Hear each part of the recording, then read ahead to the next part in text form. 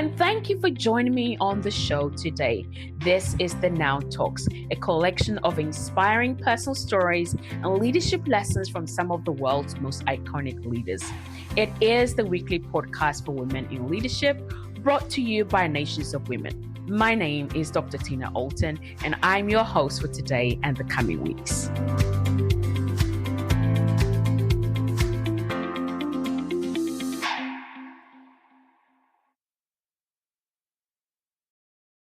Well, what an exciting week this is for us. Today is exactly 4 years to the date when we received the mandate for Nations of Women. And wow, what a journey it has been.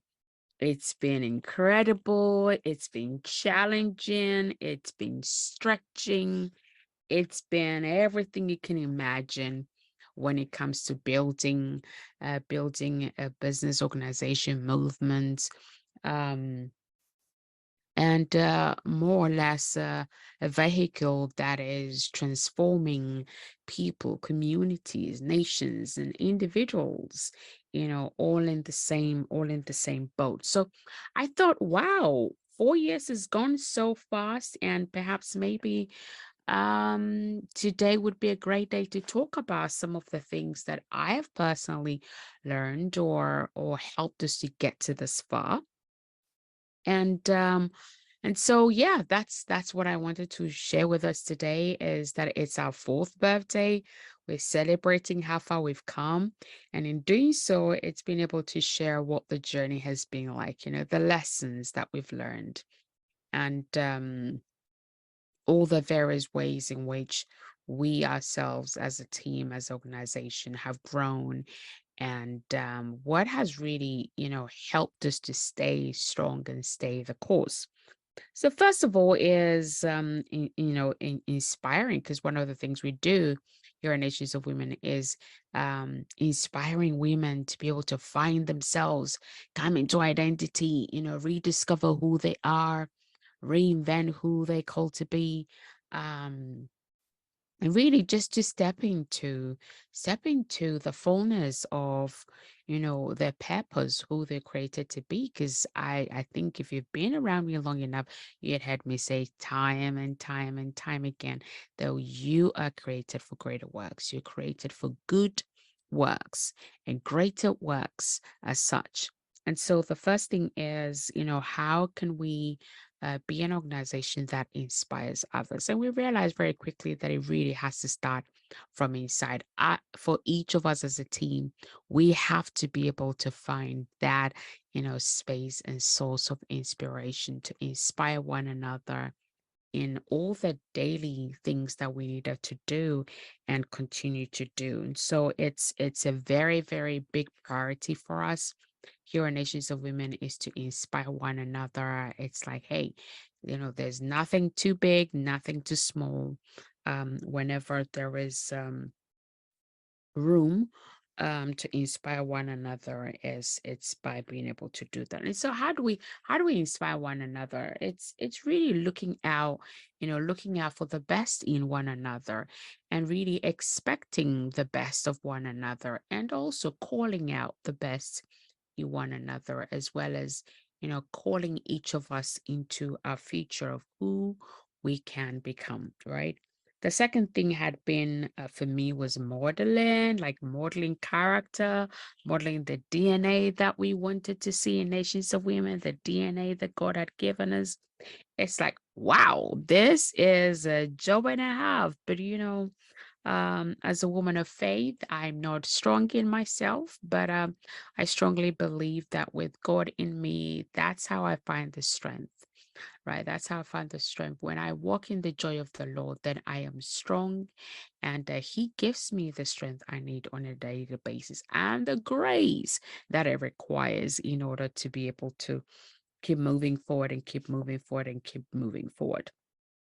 Another thing that I learned pretty quickly was that, there has to be a constant flow in terms of whatever God is depositing in me, that has to come out. That had to be deposited in other people, whether it's in our team or the people that we serve. And so we just serve unreservedly, wholeheartedly. It's just pouring out into the women that we've been blessed with in our community. And I think we currently are around about 900 and something in our, small Facebook group that we're, communicating with or engaging with, if that's how you want to call it, on a daily basis. And just really building community with one another. And that has been kind of really, really cool. One other like really key lesson that we've learned through this last 4 years is really being grateful, the art of gratitude, and just expressing our gratitude even to one another, on our weekly team calls. It's just being able to say to each other, hey, thank you so much for XYZ. And I think even in our personal individual lives as well, it has to be the same where we're able to express our gratitude to one another for for the little things as much as big things as well. So I think what's coming next. Yes, it's going to be a challenge, and the challenge is sit down and just write down, take a pen and paper and write down who in the last week or last 2 weeks or 3 weeks or even last month, right, really helped you, did something that helped you, or said something that helped you, or whatever it is, but they helped you in one way or the other. And just send a note, just send a voice note, a text, an email, a card, whatever it is, and say, you know what, thank you so much for XYZ, really just expressing it rather than, oh, just thank you for yesterday, go that extra step and actually express to them what it is that you're grateful for. The next thing that we've learned is, to put other people first. Because when we put other people first, we basically are letting them know they're important to us, they matter to us, right? And I think that's how it has to be when we're building community or inspiring, empowering others. Then it's no longer about us or about ourselves or what we feel, what we want. It's always about what serves the other person. So I think that had been really, really good for us in I think it's just really come easily to us and for us as being able to put the people that we serve first. So your challenge is, who maybe you're leading your team or your neighborhood community, whatever. We're all in one community or the other. So who in your community do you need to put first? Whose needs do you need to put above your own, right? And also it's what we do as leaders is that it's not about us anymore when we're leading. It's about the people that we're called to serve. And so whose needs, right, do you need to prioritize and help them out, right? And this one was from my book, from a book I'm reading. Sorry, not my book, my book I'm reading now, or a book I'm reading now, probably is the best way to say it. John C. Maxwell talking about not letting stuff own you, right? Don't let people own you, right? And owning things, it really doesn't bring satisfaction. That's the thing. It's like, the people, you own this and hoard things and everything you've got to own. You don't need to own everything. You just need to have what it is you need for where it is you're going and for the time that, you know, you're doing what it is that you're doing. So always just be on lookout for not becoming a leader that has to own 1,001 things, right?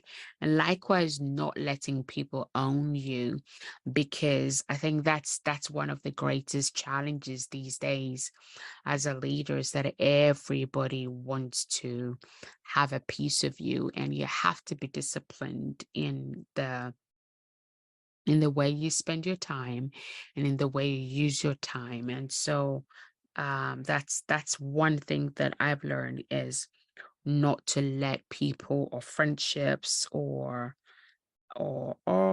or even position, right? Don't let anything or anyone own you, because then you are free to be able to make the decisions that you're called to make, be able to hear perhaps what do you need to hear what God is telling you, for example, right? It's being able to um yeah, step aside from other people being in your ears all the time, so that you have the time and the space and the opportunity to actually just sit for a moment and to really be able to hear what it is that is required for that time, for that moment, or for, that specific season as well. And this one was a good one is, to be successful, you've got to sow into others. So here's the question and the thought: what are you sowing into others? And I think there is the saying that, whatsoever you sow, you reap, right? You never reap what you want or what you desire or what you wish. You only reap what you sow. And so if you want to reap, a great harvest, then you've got to learn how to sow into others. And of course, sowing into others is, mm, for example, your time, giving your expertise, helping other people, right? Holding other people accountable, paving a way for others. There's so many things that you can define that with in terms of how you sow into others. And I think for each of us as well, it's going to look different. So you just gotta, look out for who's in your community, who are you sowing into, what exactly are you sowing into, and making sure that you're nurturing, the seeds that you're sowing in order to get the harvest that is due you, right?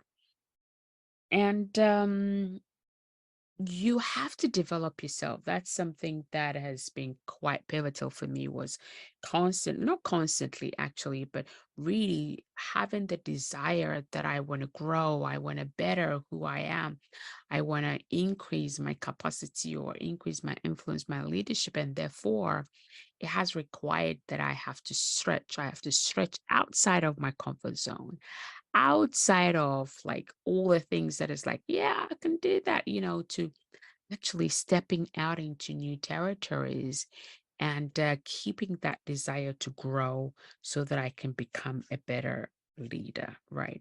And of course, the more you grow, it's like, I talked about at the beginning, you have to flow out. The more you grow, the more you have to pour out into others as well. And the more you grow, the more you can sow into others as well. So if you're not growing, then it becomes impossible to be able to sow into other people as well. So your homework or challenge or thought is sit down and write, in what area do you need to grow in this new season? And what is the plan for growth, right? You have to have a what Joe Maxwell called personal growth plan.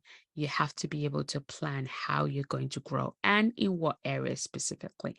You don't have to grow in, 1,001 areas, but you could just pick one area, two areas that you think, what, if I grow in this area, this would really be helpful for my leadership. Then, make that plan and go for it, right?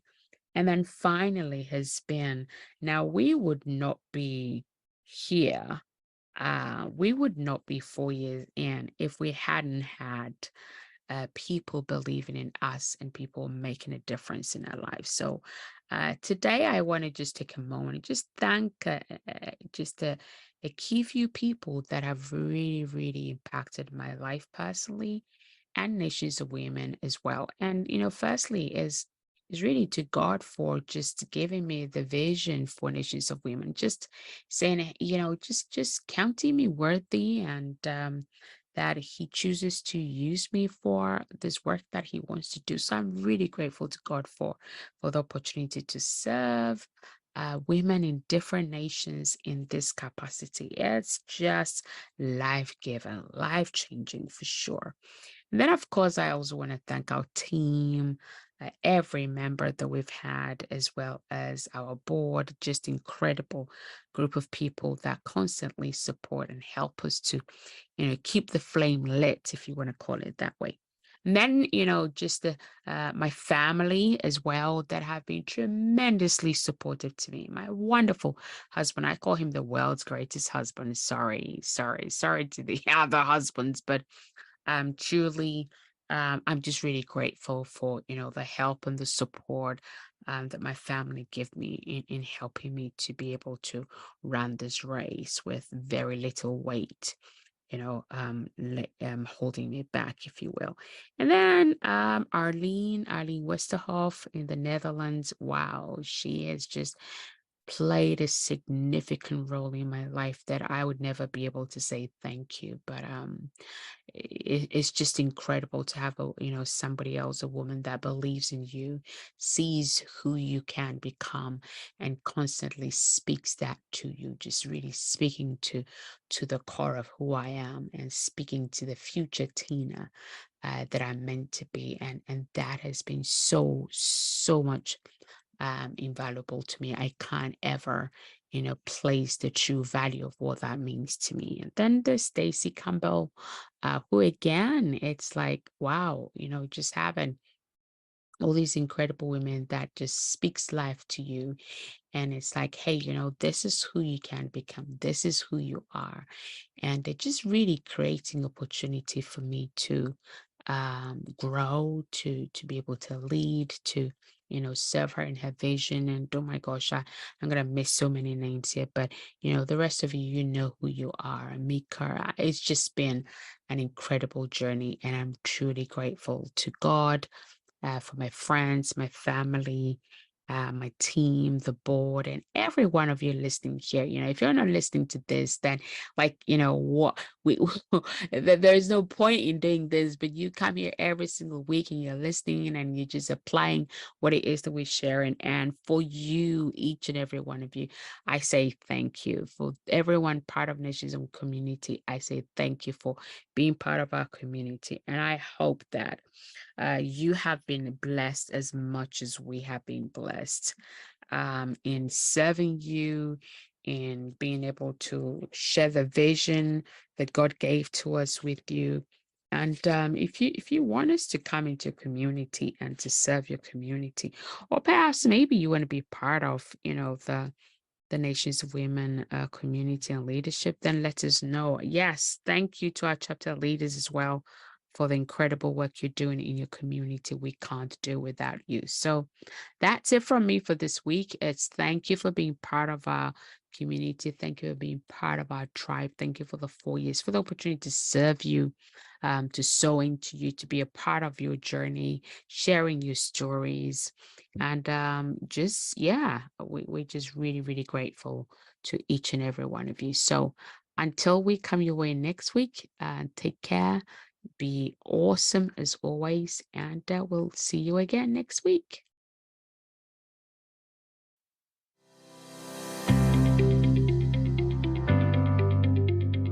And that's all for this week. You've been listening to Dr. Tina Allton with the Now Talks, the weekly podcast for women in leadership, brought to you by Nations of Women. All that remains is for me to say have a fantastic week, stay safe, and reach out if you need any help now at nationsofwomen.com. Until next time, enjoy the pursuit of your potential, and remember, now is your time.